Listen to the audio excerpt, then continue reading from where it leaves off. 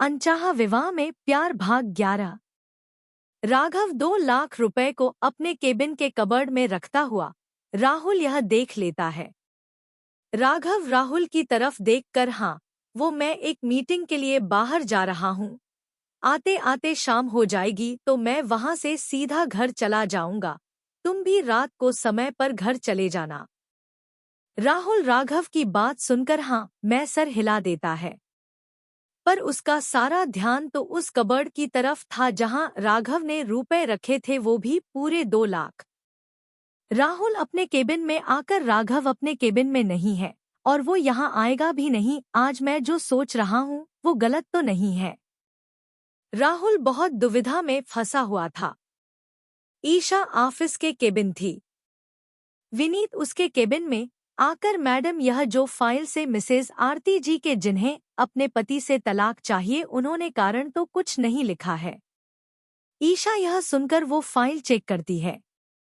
कारण कुछ भी ना देखकर वो मन में, एक औरत बिना किसी कारण से अपनी शादी से तलाक कैसे ले सकती है। वो विनीत की तरफ देखकर, तुम एक काम करो, फोन करके मिसेज आरती को हमारे ऑफिस में बुलाओ, कहना तलाक केस के सिलसिले में बात करनी है। विनीत हाँ, मैं सर हिलाकर ईशा के केबिन से निकलकर वैसा ही करता है जैसे ईशा ने कहा था।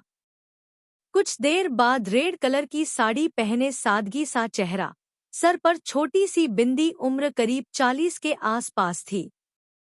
वो ईशा के ऑफिस आकर विनीत की तरफ आकर, जी मेरा नाम आरती है, मुझे कुछ देर पहले फोन आया था, मुझे यहाँ बुलाया गया है। विनीत हाँ, मैं सर हिलाकर सामने इशारा करके, आप वहां बैठिए, मैं मैम से पूछ कर आता हूँ। इतना कहकर अपनी सीट से उठकर वो ईशा के केबिन में आता है। ईशा के केबिन से बाहर आकर विनीत आरती की तरफ आकर, आपको मैम अंदर बुला रही है। आरती उठकर ईशा के केबिन में चली जाती है। विनीत उसे अंदर जाता हुआ देखता रहता, फिर अपनी सीट पर आकर बैठ जाता है। आरती ईशा के केबिन में आकर हाथ जोड़कर, नमस्ते वकील साहिबा, आपने हमें बुलाया। हाँ मिसेज आरती, आपकी फाइल तलाक के केस को आगे बढ़ाने के लिए हमने चेक की तो पता चला आपने और आपके पति ने तलाक लेने कोई ठोस कारण नहीं बताया है, जिससे यह पता चल सके कि आप दोनों तलाक क्यों लेना चाहते हैं। नॉर्मल बात तो हर किसी के घर होती है मिसेज आरती, मैं एक वकील जरूर हूं, पर अपने फायदे से ज्यादा मुझे मेरे क्लाइंट का फायदा देखना ज्यादा अच्छा लगता है। आरती जी, ईशा की बात सुनकर आंख में आंसू आ जाते हैं। ईशा उठकर उनकी तरफ आकर पानी का गिलास देते हुए, क्या हुआ, आप ठीक है? आरती पानी पीकर गिलास रखकर रोते हुए ईशा की तरफ देखकर, मैम क्या करें, हम तो अपने पति से बहुत प्यार करते थे, करते हैं और करते रहेंगे, पर उन्हें हमारे में हमेशा कमी ही नजर आती है। बात इतनी बढ़ गई हम दोनों के बीच की, वो तलाक पर आकर रुकी है। राघव के केबिन में कोई कंबल ओढ़कर आता है। हाथ में डुप्लीकेट चाबी थी। राघव के कबर्ड को खोलकर 2 लाख रुपए निकालकर अपने साथ लाए थैले में डालकर कंबल से पूरा चेहरा कवर किया हुआ था, जिसे पैसे निकालने वाले की कोई शक्ल दिखाई नहीं देती है। शाम के 6 बजे थे।